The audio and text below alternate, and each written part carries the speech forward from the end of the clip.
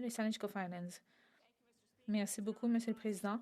Je suis honorée de me relever en cette Chambre pour le débat d'adjournement concernant une question que j'avais déjà posée il y a peu de temps. C'était le 24 mars. Ma question porte sur un sujet qui a fait l'objet de débats à bien des égards.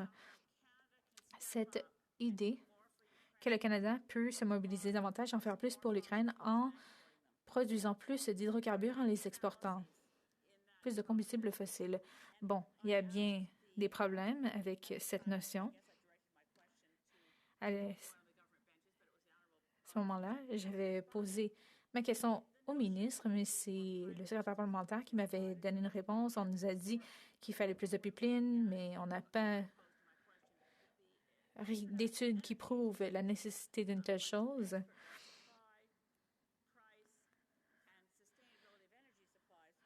Parlons des experts en matière d'approvisionnement. On a recommandé de réduire l'utilisation du pétrole de 2,7 millions de barils par jour.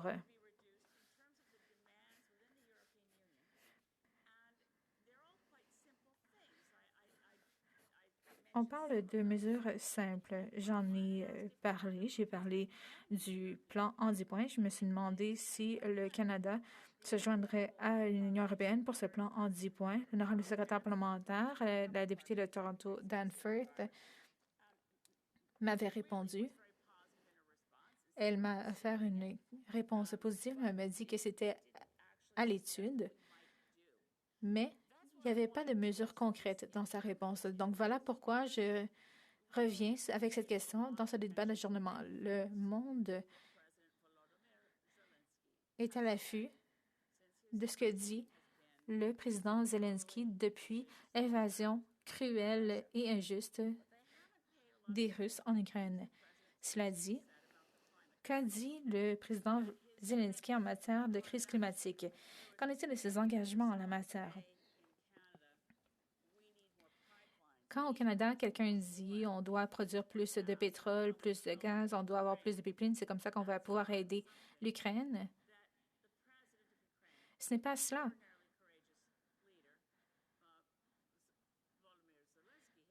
Qu'a dit le président Zelensky, qui est incroyablement courageux. Le 29 mars, après un mois de guerre en Ukraine, il s'est adressé au Parlement et le 29 mars, il s'est adressé au Parlement danois. Et j'aimerais inscrire une chose au procès-verbal. Le président Zelensky, au Parlement danois, a dit l'agression russe envers l'Ukraine et envers les valeurs de base de l'Europe, c'est un argument pour accélérer la transformation verte du continent européen. Bien avant la guerre, c'était évident qu'il fallait réduire l'utilisation des combustibles fossiles. L'ère du charbon et de ces types de combustibles a créé toutes sortes de dommages. L'énergie verte, c'est logique et c'est une solution pour répondre à la crise. Bon, il me reste seulement quelques secondes. J'aimerais dire ceci. L'Union européenne comprend ce qu'il faut faire. L'Agence internationale de l'énergie le comprend aussi. Le gouvernement ukrainien le comprend aussi. Le gouvernement allemand le comprend aussi. Donc, comment se fait-il que le gouvernement canadien ne comprend pas ce qu'il faut faire dans le contexte de l'agression russe en Ukraine? Nous devons soutenir l'Ukraine et pour ce faire, nous devons nous défaire des combustibles fossiles dès que possible. Si on n'a plus besoin de pétrole, on n'a plus besoin de pétrole russe, on n'a plus besoin de pétrole. L'honorable secrétaire parlementaire du ministre des Ressources naturelles. Merci, Monsieur le Président. Je vais remercier la députée de Saanich-Gulf Islands d'avoir soulevé la question de la crise en Europe et elle a parlé de ses implications pour nous tous. Je sais que l'attaque brutale et illégale de la Russie contre l'Ukraine l'a affecté. Cela m'a affecté aussi et je suis certaine que c'est le cas pour bien des Canadiens. C'est vraiment très troublant ce que nous voyons depuis plusieurs semaines. Maintenant, j'aimerais souligner 2 points qu'elle a soulevés qui nous ont menés à la discussion de ce soir. Elle a noté qu'un des partis de cette Chambre s'est fortement concentré sur sa croyance en la nécessité de produire de plus en plus de pétrole et de gaz. La position officielle, en effet, semble laisser entendre que notre gouvernement devrait répondre à la crise en abandonnant de grandes parties de notre plan climatique. On parle d'un plan qui, d'ailleurs, Monsieur le Président, est reconnu comme l'un des plus exhaustifs au monde. Cela dit, la députée se concentre aussi sur une partie précise de la réponse du monde démocratique à l'agression russe. Elle a mis l'accent sur l'appel lancé par l'Agence internationale de l'énergie à l'Europe pour qu'elle réduise sa dépendance au gaz russe en réduisant la demande.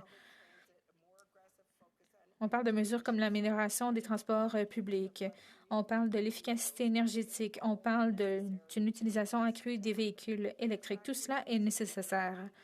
Nous avons besoin d'une approche exhaustive, Monsieur le Président. D'abord et avant tout, nous devons contrer l'agression de Poutine en travaillant de concert avec nos alliés pour punir la Russie avec des sanctions radicales. Nous devons fournir aux défenseurs héroïques de l'Ukraine des équipements militaires létaux et non létaux. Nous devons faire tout en notre pouvoir pour atténuer la pire crise humanitaire que l'Europe ait connue depuis la Seconde Guerre mondiale. Nous devons aussi faire notre part pour assurer la sécurité énergétique parce qu'à l'heure actuelle, la machine de guerre de Poutine est financée par les profits qui sont tirés de la vente de produits pétroliers aux nations européennes qui en dépendent, notamment le gaz pour chauffer les maisons. Le plan en 10 points de l'Agence de l'énergie auquel ma collègue a fait référence, exhorte l'Europe à trouver de nouveaux fournisseurs d'énergie afin de réduire et à terme de mettre fin à cette dépendance. Les producteurs canadiens ont réagi en acceptant d'augmenter leur production cette année jusqu'à 200 000 barils de pétrole. On parle aussi d'un équivalent de 100 000 barils de gaz. Et cela sera fait sans compromettre le plan climatique du Canada. Cela dit, nous soutenons aussi l'appel de l'Agence à agir plus rapidement pour réduire la demande et trouver des sources d'énergie alternatives. Nous encourageons cela et en fait, notre gouvernement a une stratégie qui, nous l'espérons, fera du Canada un important fournisseur d'hydrogène en Europe. De plus, nous sommes d'accord avec la députée pour dire que nous devons agir dans les secteurs qu'elle a mentionnés.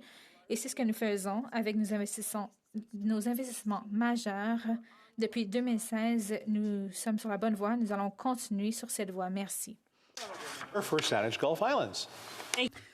La députée de Saanich-Gulf Islands. Je remercie la secrétaire parlementaire. On demande de consommer moins d'hydrocarbures. C'est ce que disent les Ukrainiens.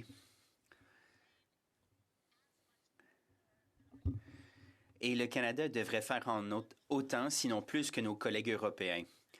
Ils sont en train d'accélérer la transition vers les énergies renouvelables à 100%. Contrairement à ce qu'a dit la secrétaire parlementaire, le Canada n'est pas reconnu comme l'un des meilleurs au monde. Notre bilan est parmi l'un des pires et nos cibles ne sont pas alignées sur ce que le GIEC nous dit de faire. Il y a une militante ukrainienne qui s'appelle Svetlana Romanko. Elle décrit ceux qui font la promotion des hydrocarbures pour aider l'Ukraine. Elles disent que c'est une façon de justifier le recours aux hydrocarbures et qui est inexcusable. La secrétaire parlementaire, merci, Monsieur le Président. Je voudrais mentionner un certain nombre de choses que nous faisons déjà. Depuis 2016, nous avons accordé 10 milliards de dollars pour décarboniser les édifices et les maisons et pour faire la promotion des rénovations domiciliaires pour améliorer leur éco-efficacité. On investit partout au Canada dans les bornes de rechargement.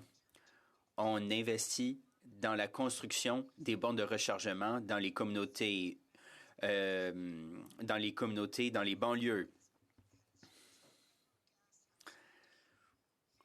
Toronto a utilisé la taxe sur l'essence pour acheter 15 autobus électriques. On a également remplacé des autobus diesel par des autobus électriques. Et à l'île du Prince-Édouard, on remplace 300 autobus scolaires par des autobus électriques.